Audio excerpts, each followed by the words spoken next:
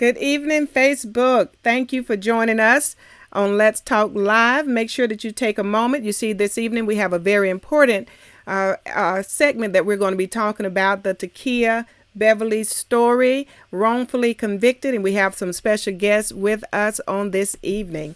So it is an honor and a pleasure always to join you guys.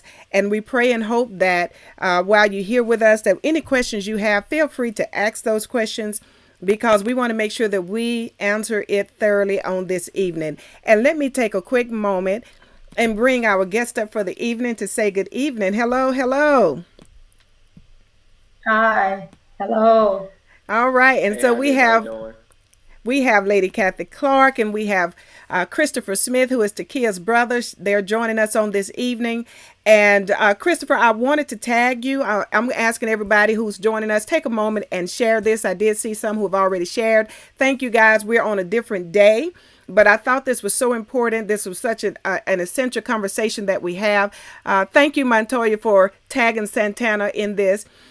I thought this was so very important that I wanted to get on as soon as we can. So I got with Lady Cathy Clark and we found this date available and we said, let's make it happen and make it happen quickly, because when I saw this, guys, it just went through me.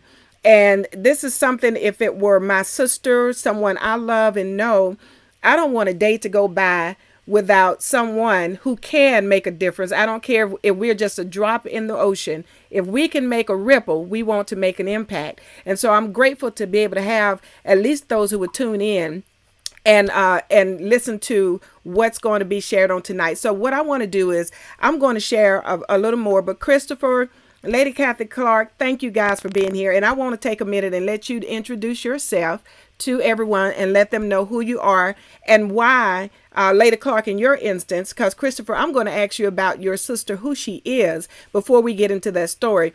But Lady Clark, take a moment and let some who don't know you know who you are and why this was so important for you. So I'm just going to bring you up and let you do that. Okay.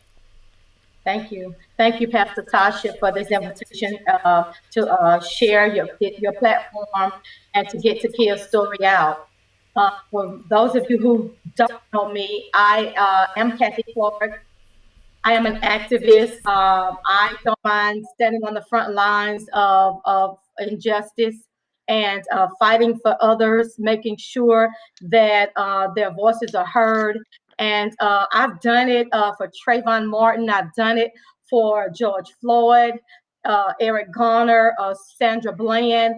And surely, if I can stand for justice for those who are wrongfully killed at the hands of police, surely I can stand for justice for someone who is dear to me. Now, I wasn't close to Sandra Bland and all the other names that I called out, touch me because, I see injustice, but because Takia is dear to me, her family is dear to me, her mom is dear to me. Even Chris, her brother on the line, I was his second grade teacher. So I'm highly invested in this family. I'm highly invested in this cause. And it's like a no-brainer. I was catapulted, on the front lines of this movement because of my love for them and for the fact that I know that Takia is innocent. And so I could not stand by on the sidelines and watch this act of injustice being carried out. Not just on in reference to somebody that I don't know, but somebody that I do know and I hold dear. She's a friend of my daughter's friend, and they went to school together. And I remember them going up and down the hallways at Rowan and just being just innocent little children. And so, I'm invested, not just from an activist standpoint. You guys know me, I'm a fighter. Mm-hmm. And so, that's why I'm here. That is why Yes. I'm here. Yes, and that is so very important. Lady Clark, one thing I admire about you and I'm so very thankful for is that when that passion from God hits you for a particular thing, then you are there. You are plugged in. And this is no different. To have someone like you who we can depend on to fight for the right reasons is just essential to us in our communities right here in South America, in Mississippi. So God bless you and thank you so very much for all that you do. Christopher, I am my first time meeting you but your story is going to impact for generations to come. And I hadn't had a chance to chat with you because we were busy getting ready to come on, but I'm going to get to know you a little bit more. But I want you to introduce yourself to everyone and let them know who you are and who Takia is to you. Well, hello everyone. My name is Christopher Smith. If I like laugh or anything, it's because I'm a goofy person, so I smile at everything, I laugh at everything. I'm just a happy type person like that. But I am someone who loves people. I love fighting for what's right, and I love standing for what's right. Besides that, I'm into fitness. Like I'm a huge athletic person. I love working out every day. I'm into politics. I love speaking out on Black issues as well as issues within the world, and I'm someone who loves music. I have a huge love for music and the art of music and what music stands for. So those are some things about me. I'm not too much of a complex person, but my ultimate goal in life is to help the world and help people throughout my process in this world. So that's enough about me. But the main reason we're here, of course, is for Takia. So Takia Bevily is an angel on earth. To see her going through the things that she's having to experience has been very traumatic for me, to say the least. Being that that's my sister. Not only is that my sister, I've seen her go throughout this process as an adult, and it's been one that I would say that the fact that she's still able to stand and fight for herself is amazing. She's clearly, forged by fire, and she's continuing to Mm, go. She's an amazing person. I mean, her attributes. She's an LPN. We all know she's a nurse. She's a great wife, great mother, raised in the church, continues to go to church. Most people fall out of church by the time they're an adult, when they turn 18, but Takia continue to go. She continues to go, and she continues to pray to God daily. So, I mean, not to just say she's a perfect person, but she is the ideal woman. And also, when it comes to baby Jariah, she loves baby Jariah. That's her baby. And as she calls her, that's her first baby. And it always will be. mm-hmm. Yes. And Christopher, one thing that I saw was interesting, and we'll talk about this a little more, is that what I read was Takia took the stance of not telling her story before the trial. And so a lot of people were able to get their own opinion, not having told her story. And so we know the outcome, and we'll talk about that. But now you guys have really kind of taken the charge to step up on your sister's behalf and tell her story. Why is it so important to you to make sure that this side of the story gets out now? Well, primarily we chose to do what was right and follow the law. The law said that we not speak out publicly about an ongoing case, that we keep all the information to ourselves, and that we follow the judicial process. It failed us ultimately. That's why we're speaking out now. We did everything right, specifically to Kia. Personally, I wanted to speak out. I wanted to fight back. I wanted to put everyone that was speaking negatively on my sister in their place, of course. But Takia wanted to do what was right, follow the legal grounds, listen to our lawyers, do exactly what was asked of her. And that, I think that's what hurts so most. I mean, so much, and it hurts the most that she did everything right, and it still ended up biting her in the butt. And it goes to show you that you can be a good person, you can do everything right through life, and you can still go through traumatic and terrible, dire situations. And I think that's very tough. So me speaking out about my sister and us as a whole speaking out about my sister, it's not about us wanting attention like some people are just wanting to, get some type of financial benefit. It's about getting the truth out. And that's the only thing I want to do. And oh, I'm sorry, not only get the truth out, but rectify this wrong in situation. Yes, yes, so very important. And I want to show this short clip, and then I want us to talk about what happened, where this happened. And I'm so adamant about us taking our time this evening, and I know we'll go within our time frame, but I really, this is real life. This is a young woman whose whole life has just absolutely in the last 3 years been it's been through so much, and then you go to court and you feel like your innocence is standing in front of you and is going to speak for you, and the sentence that comes down is just unbelievable. So let's just take a look at this clip real quick. Claiborne County woman was charged with capital murder for killing her stepdaughter. Tonight, her family claims she is innocent, and they say she was wrongly convicted. Quentin Smith speaks with the family and has more. The hashtag says, I stand with Kia. Her family is now using this as a rallying cry, trying to fight for her innocence. I know my sister's innocent because she loved Jiraiya. I know my sister's innocent because she would never hurt anyone like that. I know my sister's innocent because I know her character. This incident dates back to 2017 when 14-month-old Jiraiya Smith passed away. Takia and her husband Morris, who's the toddler's father, were accused of committing the crime. In court this month, investigators said Jiraiya received multiple blunt force injuries to her head and that she was killed while in custody of Takia and Morris. After her conviction, Takia was sentenced to life in prison without parole. However, family members say she doesn't deserve that sentence, and they claim there's no evidence connecting her to the crime. They stated that the skull fractures had bleeding and that it could have been up to 8 days prior. That bleeding was old and that healing had already occurred. Multiple doctors stated that. The day before Jiraiya passed away, Jiraiya had been passed from 3 homes. Jiraiya's older cousins had Jiraiya before the time of death. It's clear that, no one was thoroughly investigated besides Takia. And throughout their investigation, they find nothing tying Takia to that death besides the circumstantial piece of evidence that the child passed away in Takia's home. That's all they have. We reached out to the district attorney, Daniela Shorter, asking for a comment on these claims. At this time, we're still waiting to hear back from her. Meanwhile, Morris Bevily was scheduled to stand trial this past week for his murder charge, but it was postponed. Shorter did not specify why the trial did not start. Okay, that's a lot to unpack there. So yeah, what we recognize, what I see right off, and I do see you guys putting that hashtag up. Let me say this as we start the conversation. Lady Clark, we're here because your credibility speaks volumes with me. And this story, after having read it, Chris, and looked through the page, it just really moved my heart. And I will be very frank as we start the conversation to say that there are people who stand on the other side of the conviction. They think that it is correct and they believe that that was the way to go. And I'll say this, when I did the post, I did have someone to put some comments under it in support of the conviction. I did not remove those. And the reason why is because what it did to me when I read it is I went to the page. I went with I Stand With Kia page to see what was there in correspondence to that. And I was enlightened.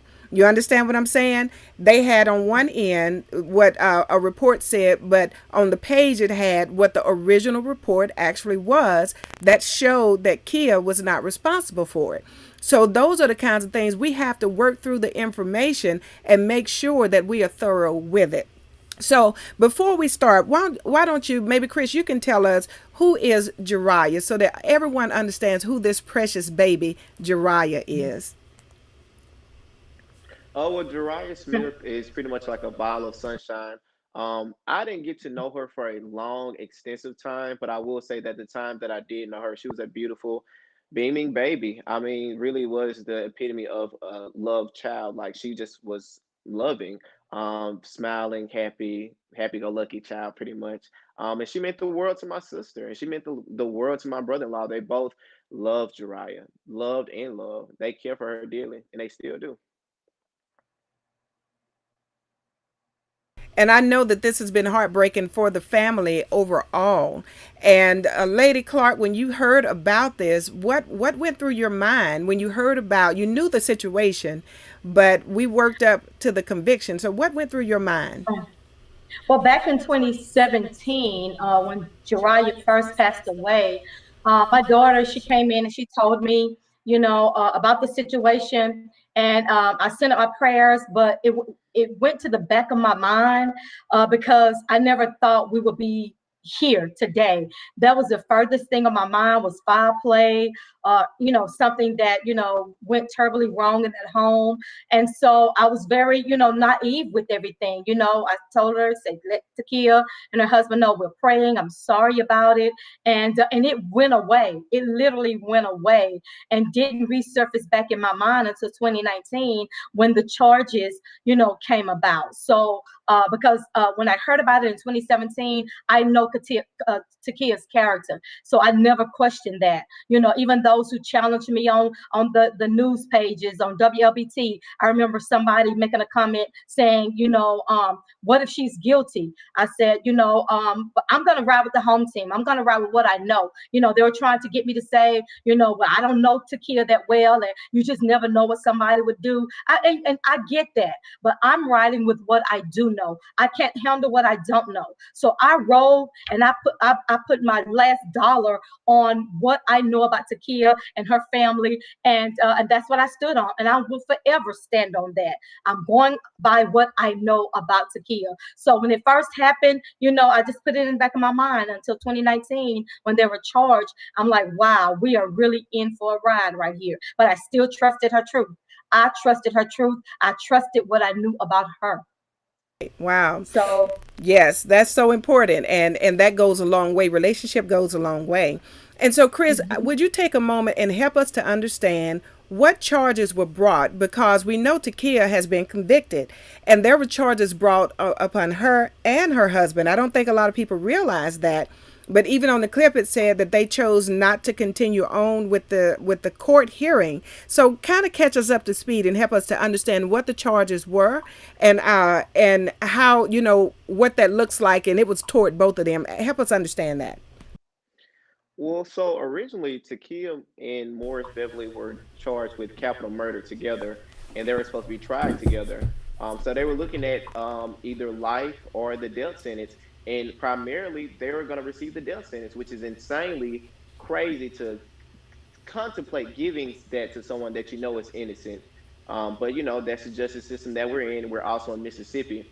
But so in continuation, the month before trial even happened, they were separated. They were supposed to be tried together, but randomly they were separated, and they decided they were going to try Takia first. So okay, they move forward.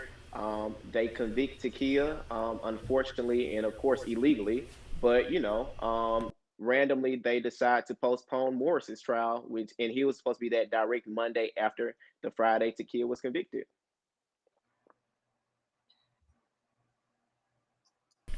Okay, so with that being done, oh wow,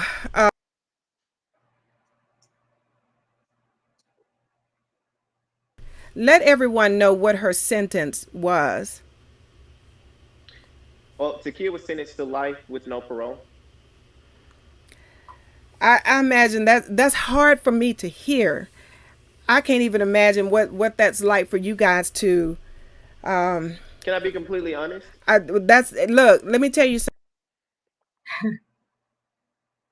We do this platform, and our hashtag is real talk for a real walk. I mean, if I'm giving you the space, the opportunity, and the time to make sure that you say what you need to say, that's very important. So please be very frank and be very open and honest. Well, so there were two different instances. There was when I heard guilty, and there was when expecting that. So it wasn't like a detrimental factor to my feelings or to my heart. I already knew that. So it's kind of like, it wasn't like a whatever, but it was like I know that was going to happen. Like I already expected this. This is nothing new. I will say that it was extremely disrespectful for them to give that to her when they know she's innocent. And people will ask, well, how do y'all know that she's innocent? How do I was in court. I was in trial every day. I heard what was said and I heard what wasn't said. So that's what it was. That's how I know, and that's how the people in charge know as well. Right. Kathy, anything you want to add to what has been said? I'm just, you guys, I have to be honest, this is the more we're talking about it, it's just really, it's so moving to me because Christopher, I'm looking at you. I have siblings. You understand, Lady Clark? I have siblings. And something like this happening that is beyond your control, your reach, is devastating to me mentally in this moment. So, my heart goes Right. out to you. But Lady Clark, what do you have to say? I must say that it's an eye opener because Takia could be anybody. And I'm sure that there are more Takias out there who've been wrongly convicted of a crime that they did not commit. And so that could be myself or my daughter or my sibling, getting caught up in this corrupt. I'm going to use the word corrupt, this corrupt system. And so it was a shock to even hear the guilty verdict, knowing the details and having knowledge, being privy to the testimony that took place Monday through Friday, being privy of the evidence. It was a major shock. And I think we pretty much let our guards down because we sighed a sigh of relief because we just knew that her truth was speaking. And so a lot of people are saying, why now? Why are you guys just not coming out with the pictures and the photos? Well, as Chris stated earlier, Takia held us off. She's like, y'all chill out, don't worry about it, I'm gonna speak my truth. There's nothing that there can ever point to me to say that I've ever harmed Jariah. And so we sort of relaxed a little bit. I'm like, if Takia's that confident, then we're just gonna, follow her lead. And she led us to just stand down. And that stand down, it delayed us. I won't say that it was that detrimental. It delayed us because she's coming home. It's just God had her on a journey. He has her on a journey for a bigger cause. We may not know what it is. She is on a mission for the King. So, it put us in a position, and we talked about it. We're not just haphazardly putting things out there, putting out content. We're strategically thinking about it, and we're telling her truth. We're telling her story. She can't speak from behind the walls. We are her voice, and it's mandatory that we tell her story, and that's what she has told us to do. And we're gonna fight telling her story. So what you see on the I Stand With Takia's page, it is Takia's story. And we're open, we're transparent. We don't have any private and fake pages. It is all open. And we're going to continue to say, if we're wrong about something, let us know, inbox us and tell us to clear it up. But we want to put the facts out there. And so what we're seeing is a lot of things being put out on the other side that's missing a lot of the context. So we're trying to bring it all into context with testimony, with reports, with evidence, and make it all make sense. And that's our goal, is to make it make sense to the people who are scratching their heads just like we are. And our hearts are hurting and their heads are hurting. Yes. I have been, let me read this comment. This is Lisa Forneret, and forgive me if I didn't say your name properly, but Lisa says, I pray this get resolved and this young lady gets justice. The real murderers get the real charges they deserve, while the mother and baby was on TV smirking because Kia was charged. Brother, I'm so proud of you speaking out for your sister. Keep your drive alive for your sister. Y'all be heard and y'all will get justice. Someone will step up and seek her justice. Wow. Lavender Hibbler said, make it make sense. And so that's why we're having this conversation, because we're doing just that. So let me say this, I have been certainly not for this kind of reason, but I have worked through the court system all the way up to the Mississippi Supreme State Court in a case involving something different. And I'm telling you, I know what it's like to have evidence that is clear as the sky, and you can get in court, and it's not about the evidence, it's about what the idea to convict is. And so those kind of situations, I can stand and say, yeah, sometimes you have to stand up for what you know is right, and it takes a lot of time and energy, but right is right. That's the bottom line, and that comes with integrity, standing on it. Yes, please. Can I add to that? A lot of people are saying, well, if the evidence was so overwhelmingly in her favor, how did a jury of 12 convict her? And so my thing is this: when you have jurors who don't take that role seriously, they don't take it with heart. Things like that happens, and I feel like that it was just another day at the office for them. And so to see them render a verdict in 30 minutes was bizarre to me. There was no looking at evidence. They didn't pull any more testimony. They didn't discuss. It was like their minds were already made up, you know. And you're talking about a capital murder case. It's not a parking ticket that you're trying to decide here. This is somebody's life in your hands, and you're not taking it seriously. You know, I feel like they failed us. You know, they failed at their duty as a citizen to be, you know, even on that platform. To That's a powerful position. Somebody's life is in your hand. That is a powerful position. You cannot take that lightly. And that's what they did. I'm just going to call it for what it is. They did not take it seriously. It was all a game and a joke, I'm assuming, from the rendering of that verdict, with all of that evidence. Right. And this happened in what courtroom? Claiborne County, Port Gibson, Mississippi. So for those of us who are watching, population of about 1,200 plus citizens. Wow. Whew, that's a big decision. Someone's whole life rendered gone. Yes. Someone says she was an outsider to them, so she didn't matter. They said, but God, but God. We know God is God. Okay. So Christopher, now at this point, what is the plan, or what is going on, or what is happening in regards to Kia's case, in regards to just the overall situation? And at the end of the day, one thing that I do applaud, and like I said, I understand, and I see the comments, you guys, and everyone's not going to agree with what is being said, but this is important that this is said tonight, and that's okay with us. But for, you know, people who are watching and listening and wanting to get an understanding, where is it now? What's happening at this point? Well, before I answer that question, let me go back to what you just said. I really don't care about the negative comments or what people have to say against my sister. They don't know my sister. If they do know my sister, they clearly have a hate for my sister, or already a biased hate. Right. And And the there negative I things that haven't they have seen to say that. is false. Right. I did see some people who were just concerned, maybe with some emojis. So I haven't seen any negative thing that was said. And I do agree with you. And we don't stand for anything. This is so not about that. So, you know, we got your back. Lady Cathy and I, we have your back. You're here to speak on behalf of what is important. So you don't even have to worry about that. So I understand your heart on that. Yeah. No. Thank you. Just clarifying. Thank you so much.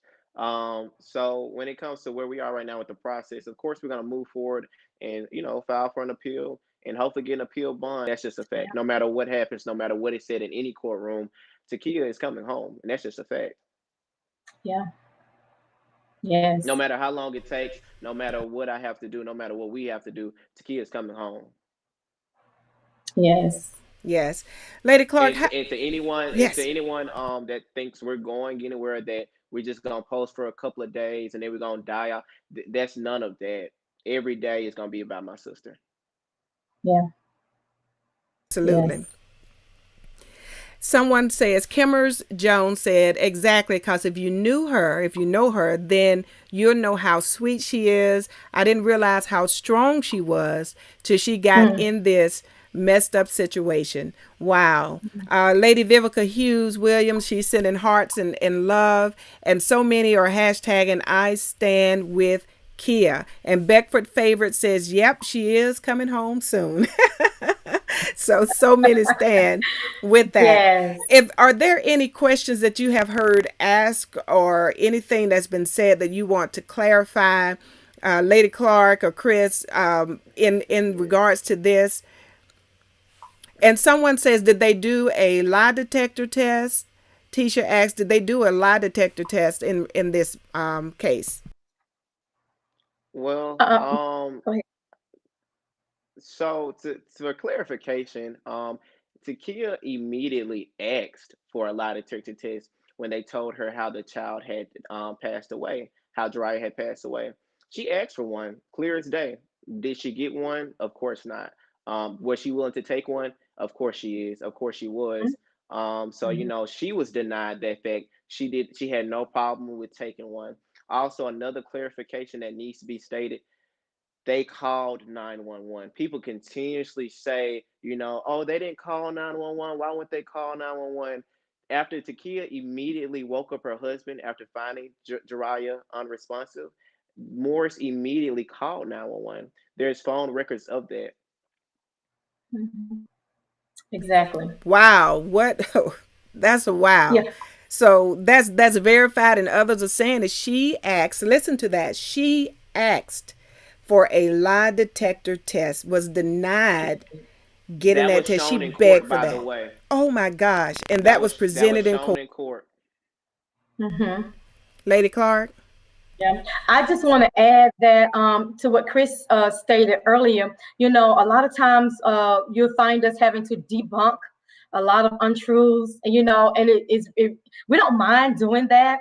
It does, it sort of sets us back, you know, but we know people want answers. It is a confusing and a mind-boggling situation. So, you know, we're finding ourselves trying to debunk things such as a 911 call. The biological mother has put out conflicting statements that has people wondering, you know, and we're having to try to clear things up. And we're spending a lot of time doing that, but we don't mind. And the 911 issue is just one piece of that puzzle. And then the question about was Morris really there? There was no testimony that came out, even the interviews with the detective, that Morris was not home. The biological mother has not stated that he was not home when she arrived that night of the tragic incident. So, you know, lies are being told, and we're trying to present the truth as best as we can. So it may not be to, you know, someone's liking, but it's the truth. And so we'll forever stand, like Chris said, we're not going anywhere. I want people to know that we are one and we are many. Okay. Right. And that's not just Chris, it's not Right. just me, it's a whole army. Okay. You may not see them all, but we're just the face of it. But we are one and we are many. And guess what? As we don't sleep, and that's okay. We it's the changing of the guard. When somebody gets tired and fatigued, we pass it off. But there's a whole army across this nation, not just in Hattiesburg, not just in Mississippi. So best believe that there's a whole army that has their hands on this movement. And we want to say kudos to you guys from Atlanta, from South Africa, all over California, Detroit. We have a machine that's ready to make sure that Takia comes home. So don't be mistaken about that. I just want to keep it clear. Yes, and people are tuned in from many places, and they are chiming in and saying just the same. So with the location, would you explain why? Because I did see that it was not granted to be moved from Port Gibson. Why would it have been important to have seen this trial moved from Port Gibson? I mean, the list goes on and on. Again, a population less than 1,300. That's insane to even have a capital murder trial in a city with a population less than 1,300. That already doesn't make sense. Everybody in the city would already know each other naturally. Takia, of course, is clearly the outsider in that situation. She doesn't know these people. These people don't know her, and these people have been spoon fed lies for 3 years straight. Every day they hear a lie about Takia. Every day. So every day in their mind, they hear another lie, another lie, another lie. So when it came down to being a jury member, oh, I've heard the same thing for 3 years. I'm not going to listen to what they say in court. I'm not going to adhere to the facts, and I'm not going to adhere to my duties at hand. What I'm going to do is I'm going to do what I want to do, and I'm going to vote how I want to vote against Takia. And I don't care. I don't care about her. I don't care about her family. And something that Miss Clark mentioned was, this is one life, and I agree. But this is a lot of lives. Takia has kids. Takia has a husband. Takia has a life. Takia has a family. It's insanely crazy to throw away all of that on a lie, a big lie that had spun out of control that could have been stopped. That's unacceptable. Wow. That's well said. Reverend Wesley Preston in Atlanta, Georgia, he said the jury pool was tainted. There is no way possible that you could find an impartial jury in a Yeah. town that small, especially after 3 years of floating rumors. That Yes. I have one more thing to say. I'm sorry. please no No, speak go You out. you ahead. can go, Miss Clark. I'm sorry. No, go ahead. Go To ahead. be clear, we know for a fact those jurors all knew. The biological mother even made a video stating it would be like a needle in a haystack finding a person from this county that has not heard about this case, that has not heard about justice for Jariah. So they haven't really heard the facts. They've heard one perspective for 3 years. She stated that. She knows that. But instead of doing what was right and letting this be pushed forward in another county or another city, even, they were going to let it sit there and let Takia suffer and throw her Right. away like trash. But we are in Mississippi where they do that every day.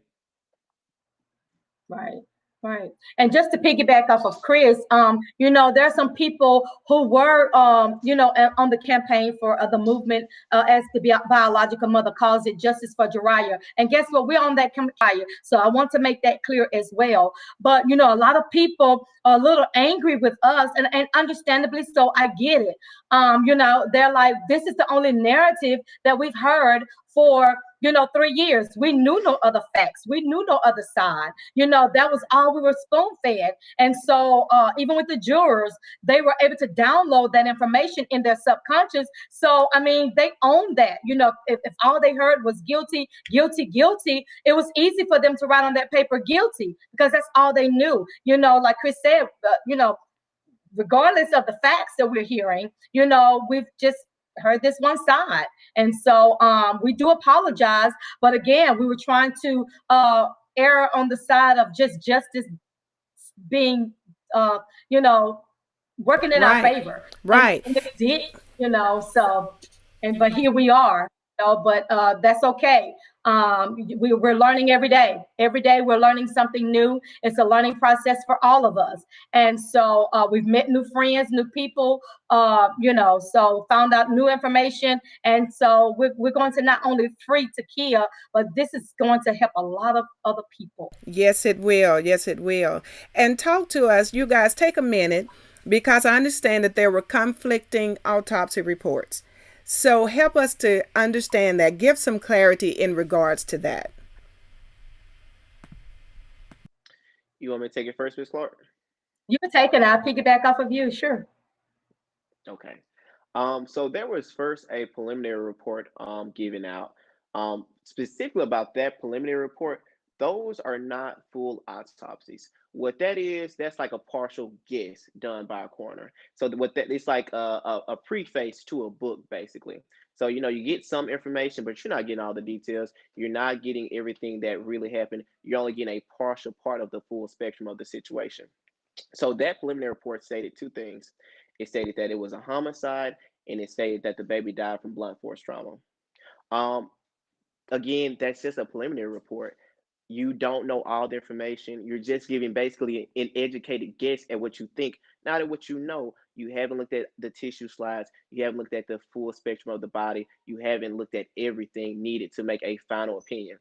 That final autopsy from the first pathologist, mind you, that same pathologist is not working currently. He's been put on leave and eventually had to leave for other reasons. So, of course, clearly his word isn't credible anyway, on the full spectrum of the things. But, that final one, it stated that he could not rule out asphyxiation. So you really don't know how the baby died. Your word is not clear because you don't know how the child clearly died. His word was not good enough, so they had to go get another pathologist, Dr. Nichols. Now that's where things get a little bit more tricky, because now you have so many different doctors and things are, it's a lot at that point. It's really a lot, and it can get kind of confusing. So you have to be careful. And if you're not Yeah. careful, you're going to be misled by the things that you hear. Now, Right. his report findings kind of matched up, but it was slightly different. It was different until he got the final report that came out the week before trial that vindicated Takia. That week before trial, he sent out his final reporting, and he completely said that I was wrong. I was wrong about it. I didn't look at the tissue slides yet. Takia actually didn't do it because it showed signs of healing. It wouldn't be possible to show that if the child had already passed away. And not even just that, when looking at it, it can be up to 8 days previous. Right. And let me be specific about something. You're going to hear about contusions. You're going to continuously hear the word contusions. Contusions, contusions, contusions. That's a fancy word for bruises. Bruise. It's a bruises. bruise. It's a bruise. It's a Yeah, bruise. yeah. A bruise is not going to kill a child, but let's be clear, that same bruise didn't even happen in the care of Takia. Right. Chris, just to piggyback off of you, we'll go back to Dr. Levon. Dr. Levon did the original autopsy report. Okay, mind you, that's again, like Chris stated, he was under investigation, and he actually resigned on January the 29th, the day that the verdict came down for Takia. But anyway, let me tell you about Dr. Levon. Even with this autopsy report, let me tell you what it didn't have. It didn't have a time frame. All right. It did not say on Saturday Not at all. between the hours of 10 o'clock and 5 o'clock, Jariah sustained injuries and she died. There's nowhere in his report. And also, number two, Dr. Levon, a lot of people are calling him corrupt. I don't know if he was corrupt or not. I do know he was consumed. Consumed with what? A lot of autopsies. There was a backlog of autopsies that had not been performed. He was overwhelmed. Okay, he was totally consumed. So maybe he missed something. Maybe his diagnosis, even in the preliminary and the final, was off. Based on his workload from the law and the requirements. You go into some type of probationary or some type of disciplinary action or lose your accreditation when you perform too many autopsies in a year. I think the limit is like 250. He had done what, 1,400? If I'm not mistaken, Way that's a over. lot. Way over. He was Way way over over the his amount. autopsy limit. So let's just start there. And not only that, he was under investigation. The biological mother, even in one of her live videos, she was like, it was taking them a while to get the Jariah's autopsy back. Maybe she was putting pressure on that office. I don't know. But she herself even complained about how long it was taking for them to get an autopsy. So that's Dr. Levon, the state medical examiner from Mississippi. Okay, mind you, I just told you he did not have a time frame, which is very important in this case as to when Jariah sustained her injuries. Dr. Nichols, who did not do an autopsy on baby Jariah's body, he only looked at the reports from Dr. Levon and came up with an opinion. In his opinion, this is what he thinks. Okay, so and I think I've cleared this up once before. You're going to hear people say, well, in his opinion, he stated that, in the testimony, he stated that Jariah died between 10 o'clock after leaving the hospital with her parents and 5 a.m. that morning when the EMTs got there. If you take his report, and his report states a time frame without taking his testimony into consideration, you're in error. You're really playing into the hands of injustice. Because I tell you what, the report has to be coupled with his testimony. And on the witness stand, after finding out that he was withheld, some information was withheld from him from the prosecution side, his whole time frame analysis would have been out the window. And again, I'll repeat it. This is what he said on the stand. He said, I can't tell you based on this new information whether Takia injured Jariah, whether Morris injured Jariah, or any other adult who was around Jariah. I can't pinpoint anybody. I thought that was a no-brainer. The case was a wrap. But here we are. Takia's not home. That should have ended that whole trial. Right. So they want to float around these reports in the absence of the testimony that he had to recant that explains why he wrote the report the way he did. That's just so unfair. And that's deception, and that's intentional deception because you're not giving the whole truth. Right. I think one of the main things is, so we all know baby Jariah is no longer with us. We understand that there were injuries to the baby, and we want justice for Jariah. So I think Amber said it so right here. She said the baby was passed by several individuals. Why is Takia the only one being questioned? And for me, I think that comes down to the crux of it. Why is Takia the only one being questioned in the matter? You want me to go first? You got Please. Go ahead, Chris. Roll it, Chris. And how thorough should I be? As As thorough as thorough you need as to be. yes. Okay. Well, Takia was the only one investigated for clear reasons. Again, like I stated earlier, she was the outsider in this situation. She was the easy target, and kind of, she was the scapegoat in the situation. If we can all point our fingers at Takia, nobody will point their fingers at us. So it'll be so easy to just let Takia take the fall, and all of us, reap the reward of not getting in trouble for the crimes that we actually did. As far as the investigator, if you go to the I Stand with Kia Facebook page, today we posted an interesting picture with an interesting caption that states that the investigator, the main investigator over the case, he's actually family friends with the women that had Jariah the day before she passed. Clear conflict of interest, right? But let me go a little further. Danielle Skinner, Ebony Skinner, and Antoinette Skinner are the women that had Jariah the day before she passed away. Those women are family friends with the investigator over the case. Those three women are the same women, are the only women to testify against Takia in court. Those are the same women that had Jariah within the time frame that she could have died. And due to the doctor's testimonies, those are the same women that could have possibly harmed Jariah. So the same women that could have possibly harmed Jariah, that's family friends with the investigator, are the same women that testified against Takia. So Yeah. I don't think I have to make it any clearer of a reason of why anyone else wasn't investigated. Lady Clark, would you like to add anything? This is mind Well, blowing. it's just clear and cut. Takia being the outsider.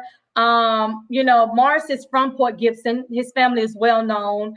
Um, you know, and even now, they're celebrating justice has been served when you have another so-called perpetrator still out there. So it's been served in their minds because they've gotten who they wanted. Okay, So well, there's no more let live me videos saying that they let want Lady justice. Clark, let me slow you down so because I know some may not understand exactly what you're saying. I get it because we've been talking from the beginning. Mhm, So explain why mhm. you made that comment because the kid was not the only one originally charged. So you're saying they're now ready to Right, take a rest because right. and because there were two charged in the matter. Right, right. So, yes, the voices that we were hearing before trial, we don't hear those voices anymore. And as a matter of fact, I think there was a page that says justice is here or something to that effect, meaning that, hey, we've gotten what we wanted. We've gotten justice for Jariah. Now we can move on with our life. It's over with. And they've forgotten about that there's another, individual who still has to stand trial for a capital murder of Jariah, which is so bizarre to me because if in the first trial, the same perpetrator was asleep, supposedly convicted the wife. What are you going to do now? Is he now awake to murder and harm his baby? I mean, it's just not adding up. It's just not making any sense. So we have not heard that rallying cry for justice now that Takia has been locked away. And so this narrative of her being jealous of baby Jariah and all of that, let me clear this up. Her rejection of the infidelity during the time that she was engaged with her husband does not automatically spell her rejection of the infant. She rejected the infidelity, not the infant. And I feel like, anybody with common sense knows that those two can coexist. Okay. She rejected the infidelity, but she accepted Jariah with loving arms. And I'm a female, lady. Tasha, you know how we are as women. Yes, it's okay to say we're hurt. I don't think we need to come down hard on her because she said this issue hurt me. Even in her statement with the investigator, she said, I was hurt, but we prayed and I chose to stay. She said, I made the choice to stay. Nobody forced me to stay in my marriage. I made that choice. Jariah didn't deserve it and I didn't deserve it. Those are her statements. So I know that, from a woman's perspective, it's okay to hurt. That was a situation that was painful, but she accepted Jariah as her own, and the proof is in the pudding. I mean, it shows. It shows her bonding with her that Jariah. I won't say that baby. Her bonding with the baby is just, it's just, it was beautiful. So yeah, she did not reject the baby. Okay. Well said. There's so much to be said. Let me do this. I always like to take just a quick moment, make a couple of announcements. We're going to come back, and I want you guys to just kind of take the floor, whatever you feel like you need to say, and whatever points you need to make. I just see, and we appreciate you guys tuning in. So many comments are coming in, and we try to engage, and of course we can't in this time frame, but they will be there and can be responded to at will. So we appreciate that. But for those who do tune in with us, and we have a page and all, just a couple of announcements. We'll be back here on the 22nd for our pastor's chat with Pastor Sam Alexander and Pastor Valerie Bass Russell and Pastor Gregory Partman. So that's always fantastic. And also, we're going to have some ladies in the house, the ladies of the churches, Lady Alexander and Tradina Leonard and Nicole Robinson. So we're looking forward to having a conversation about life and love, well balanced living. And so we have just wonderful guests who be with us all the time. And we encourage you guys to come in for real talk, for a real walk. And look, if you know someone who can't catch us on Facebook, we're on Twitch TV, we're on Periscope, and we're on YouTube. So you can log in and catch us on those particular ones. And for those who plug into 3 Dimension Consulting, thank you guys so much. We're here to serve you. And we appreciate you. And I always invite you to go to Amazon if you need a good read. So many great authors. And then I do have some books there as well. All right. And the Black History Moment. You guys know this is Black History Month. And we celebrate being black and beautiful, being strong and powerful. And I thank God for his grace over the Black history. It is his story to tell. So keep all of that in mind. Thank you guys so much. So what I want to do is take these few minutes and make sure that anything that you want to say, I don't want to put any kind of blocks up. This is so necessary of a conversation, and I don't want you to feel cheated in any kind of way on what needs to be said. So please share your heart in the matter and speak to us about what is on your heart and mind. Chris. Oh, okay, that looks so crazy. I'm trying to fix that. um, I mean, hey, first I would like to thank everyone that continuously say, good job, Chris, for protecting your sister. Good job. It's good to see. To be honest, just to be completely honest, I appreciate that so much, but I'm really not doing anything that I wouldn't do for any of my siblings. I love my siblings and I love my sister. Me and my sister growing up, we were best friends, and I still consider her best friend. But that was pretty much like my second mom overall. And my sister Nene, but I love all my sisters and my mama. But my sister Kia was just definitely like a best friend to me. So this definitely has taken a toll on me. But I'm not doing anything special. I feel like I'm really just doing what's right. I mean, when you see injustice, you're supposed to stop it. When you see something wrong, you're supposed to fix it and make it right. I'm just doing what's right, and I'm following my path through God. I appreciate Him for putting me on this path. I unfortunately I hate my sister had to be, the sacrificial lamb in this situation, but I'm not gonna stop fighting for her. This is what I'm supposed to be doing. This is what a brother's supposed to do for his sister.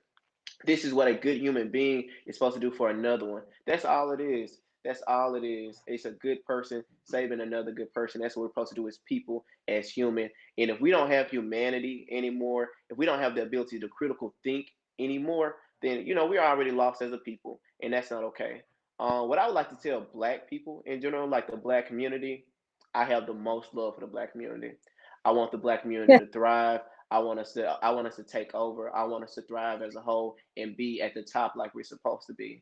And when I say at the top, I don't mean over anyone because we all should be equal, but we're supposed to take our place in life. the way we have handled this situation is terrible. You're as people, I don't see other races doing this to each other. I don't see the white race, I don't see white people doing this. I don't see Mexicans. I don't see anyone doing this to each other but us. We tear each other down without knowing all the facts, and that's not okay. When you hear a situation, it's okay to talk about it, share it, but when you publicly speak on someone, why should you put your mouth on? Because that's not okay, especially when you don't know anything. That's not okay. Don't do my sister like that because she hasn't done anything to anyone. And particularly my sister, she's never spoken out negatively publicly about anyone. You won't find it because you can't find it. But all these people have so much to say negative, and it's so uncalled for. Now, it's one thing, to feel like she did it, but it's another thing to completely disrespect her and try to tear her down. I think that's completely deplorable, and you should do better as a person and as a people. In continuation, keep my family in your prayers. Keep my sister in your prayers. This is just the beginning. I'm not gonna again. I'm not stopping fighting for her. That's not gonna stop. There won't be a day where you don't see me post about my sister until she's home. That we're just getting started, really. Yeah. About this situation that my sister is in, I want to make this clear because people, there won't be a day where something come out and they be like, "Oh, Chris lied." There was no evidence presented in court against Takia. There was no evidence presented in court against Takia. There was none. That's why the whole week, they say we laughed and played and stuff and all that other stuff. That's not true. But what we did do, we were in a good mood and a happy feeling through God because we knew no evidence pointed to Takia. Every day it showed that she was innocent. Every day it further showed. Now it was one day where I was like, oh, what was that about? That was the day Dr. Nichols testified. But do you know his entire testimony was taken away basically because he clearly lied? And that he was persuaded by, the prosecution. If you look at it and what it's going to say in the transcripts, he said specifically that if I would have known all the information from the prosecution, my testimony and my findings would have been different. They withheld information from him. They intentionally railroaded Takia, and that's not okay. And that's why, as a people, we must stand with Takia. And that's just a fact. And whatever a naysayer have to say, that has nothing to say with the facts that we have and that we're presenting. We don't say opinions. We don't say things that's not true. The only thing we say the facts, and that's it. And I stand with Kia. Mm. Wow. Oh wow. I'm just, Awesome, Chris. yes, that was so beautifully said. Um, Okay. Lady Clark. I will, address the naysayers. We welcome you on this broadcast. We don't run, we don't hide. So we see you. But those who are, perhaps maybe not on either side, we're not asking you to choose sides. That's not what we're about. We're not, it shouldn't even be that way. It's about right and wrong. So pay attention to what they don't say. Okay. Stop listening to what they're saying and pay attention to what they're leaving out. It's crafted that way for a reason. So it's time for the public to start asking questions. Ask those hard questions, and we're going to try to answer them. And I feel like we have answered them to the best of our ability, and we respect that and we welcome that. So follow our page, hop in our inbox. Many of you have already started doing that, and we've tried to respond and to answer your questions. But for those who just want to be a naysayer and just slander, start asking them questions. I'm going to redirect you back to them. Ask them those hard questions, and if they can't answer them, then you know the truth. Okay, so I just wanted to lay that out there as a disclaimer. Ask them those hard questions. What about Takia? Her truth and her kindness, it cost her. Okay, Takia was good to people in Port Gibson. Okay, she was good to Danielle. She was good to Deidrona. All right, and that's just a proven fact. Her kindness cost her. And so when I'm not advocating for not being a help to those who need you, but it's just an awareness. Be aware that sometimes it can come back to hurt you, but because she was in a position in that town where she's the outsider, it came back to hurt her. So I also want to end with lifting up Mama Audrey, her mom. She's going through a hard time right now. She's not having a pity party, but she's concerned about her baby, and she's also taking care of her mom, who's ill in the hospital. So she has a lot on her plate. And so we want to keep her lifted up in prayer as well, Pastor Tasha. So that's all that I have to say. I'm going to say like Chris, I stand with Kia, and I encourage you to catch step with us to continue to stand with her. And we do appreciate all of our supporters who've been so kind to us during this journey. Yes, Chris, give me just one quick second. And when I come right back, someone asked, did the father take a plea? So I'll let you guys answer that. But give me just one quick see here. There is a page, and I did see an inquiry about that. So there is a page, and yes, this is it here. So if that is something that you wanted to know about, I stand with Kia. It is on Facebook, and I think it has maybe about 17,000 followers now. So if you're interested in that page, you can go and join the page and stay up to date with information. Okay. All right. So please, yes. Go ahead, Chris. So first, I can answer that question that you posed. So we stated it earlier in the video, but they might have just caught it late. But Morris's trial was postponed for a reason that we don't know. We can't answer that. If you want to find out the answer, you can call, Claiborne County. But as far as a direct answer, I can't give you that. He did not take a plea. But what he did do was, stand with his wife. He still does that. He loves his wife. He loves his family, and that's my brother, and I love him. I continuously get this question of, where's Morris, or how do you feel about Morris? I love Morris. My family loves Morris, and we stand with Morris just like we stand with Kia. That's not changing. What I will also say is, Ms. Clark made a great point. She said, ask them the questions, and see what they don't say. Look at what they don't say, or what they don't bring up. Something that people have not paid attention to is, have you ever heard what happened, like what Kia did to Jariah, what she used, what she did, what time she did it at? Have any of those questions ever been answered? Have you ever seen them state that? No, you haven't, because they don't have that. It never happened, so they can't answer those questions. There was no murder weapon. There was no blood.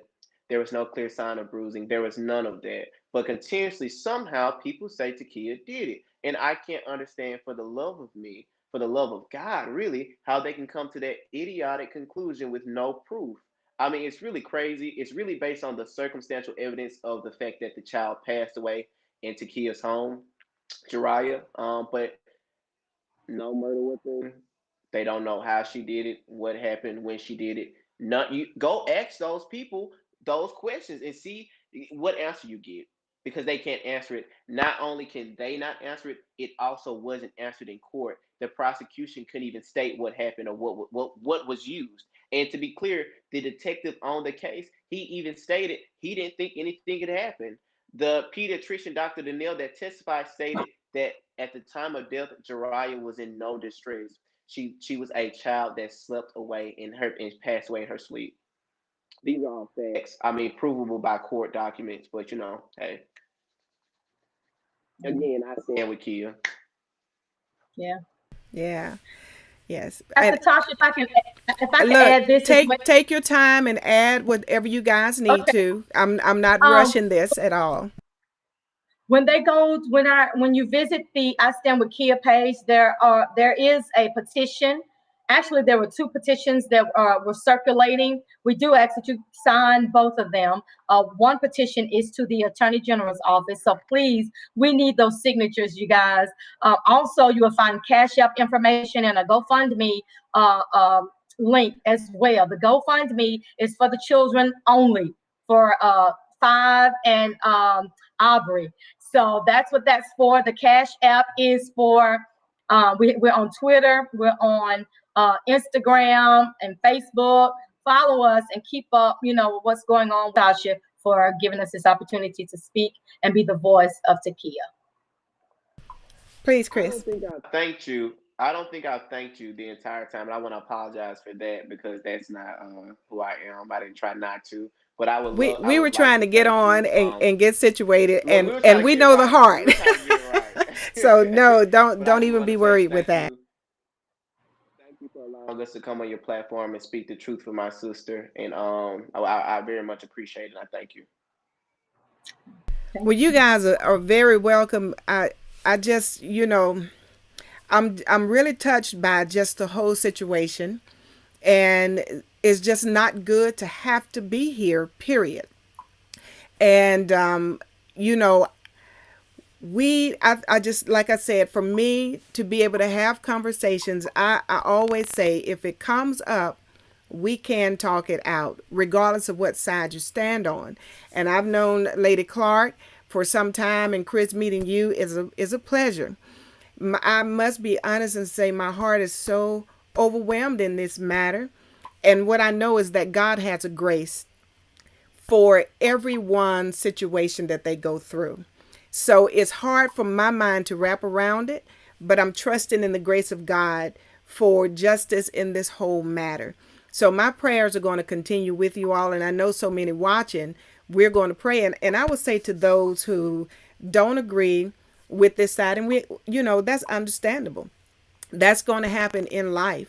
What we do have is human decency toward one another, and we do have God that we can pray to and depend on. And this is not an easy situation. I'm not making light of it, and I'm not saying it's emotionally easy.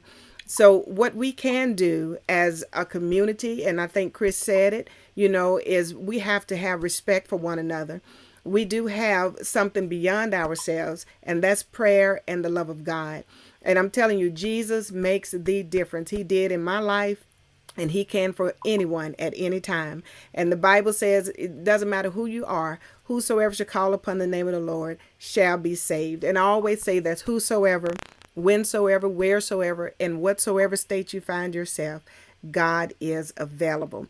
So when we leave here today, I understand we're not be on the same page, but we all are compassionate for baby Jariah and for the families who have been affected, because it's far reaching. And for those who are standing up and standing in the gap, our prayers are with you as well. So Christopher, I don't have accurate words to say to you. And I'm really just so touched because, like I said, I have siblings. So I couldn't even imagine daily. I couldn't even imagine, we all have walks that we have to go through. And may God's grace continue to keep you. And Lady Clark, I love you and I appreciate you so very much. And when we depart from this, we won't depart in heart. And you all know how to reach me. And I thank God for giving us this platform to be able to talk about it. So I'm going to let you guys say your final words. And when you finish, then we'll get ready to step off. But not before you finish, though. Chris. Well, first, since this is my final word, again, let me thank you one more time, Miss Tasha, for allowing me to come on your platform, as well as Miss Clark and speak for my sister. I appreciate that. I've never publicly thanked you, Miss Clark, for everything that you've done for my sister Takia, and the way you've stepped up and kind of been a mother figure to both of us in the last couple of weeks, primarily, but through our entire lives. You were my second Well, grade teacher, but I just want to publicly thank you for really stepping up and showing the love that you have for me and my family. That means the world to me, and I really appreciate that. You and Falia, and also I want to thank people think it's just me like doing everything. It's not just me. Like there are people that are like behind the scenes helping me do the things I do, and I would like to publicly thank those people and for them to get their acknowledgement. Yes, I'm working hard for my sister. Yes, I dedicate every day for my sister, but I'm not in this alone. God wouldn't make me go to war alone, and He's given me a lot of warriors that don't mind fighting any time of the day. So I thank God for that. I thank God for allowing me to have the chance to fight for my sister and giving my sister the chance and the strength that she has. I don't think people understand how strong Takia is. Like she's innocent, right? Like she's clearly innocent, not only because I know my sister, but because what was stated in court. And she's still fighting every day, even without her children in her care at this point. She's still fighting. She's still strong, and she's not standing down. She's not laying down and taking this, just like I'm not. And my final thing would be every day until my sister is home, I will be standing with Kia. Yeah. Amen. Amen. Well, Chris, thank you for those kind words. I want to say and piggyback off of you again, and they're on the line. I'm not going to call their names out, but thank you, team. You know who you are. They are awesome. I tell you, our phone never sleeps, y'all. I'm serious. So I thank you, team. We love y'all so much, and our words just can't express our gratitude for your diligence. And I will say this to Kia's behalf, and as she was selecting those who could speak with media and be interviewed, she handpicked. She was like, if I want Chris, I want Miss Clark. I don't want no crying people. She don't want nobody shedding tears. A lot of people, they're trying to figure out why she's not boohooing and why she's not toppled over and with so much of emotion. That's just Takia has a lot of strength, and she didn't want us represent her in an emotional way. So she handpicked who could speak for her. And so she knew Falia would be a crybaby. She knew her mom was a crybaby, but she figured me and Chris, we can handle it. So thank you, Takia, for trusting us, to speak to the media and to speak on platforms such as this. So she's a strong young lady, and I have gained a lot of strength just from her. She is strong. So y'all keep her lifted up in prayer, that angels are surrounding her, wherever she is, and that God shows her favor with the inmates, with the guards, whoever, that she's just surrounded with angels. They're taking care of her. And so y'all keep her lifted. And I think there's a way to write to her. So just reach out to our page, and I think there's an address that we can give. So she'd love some letters. So y'all send her some love through mail, okay?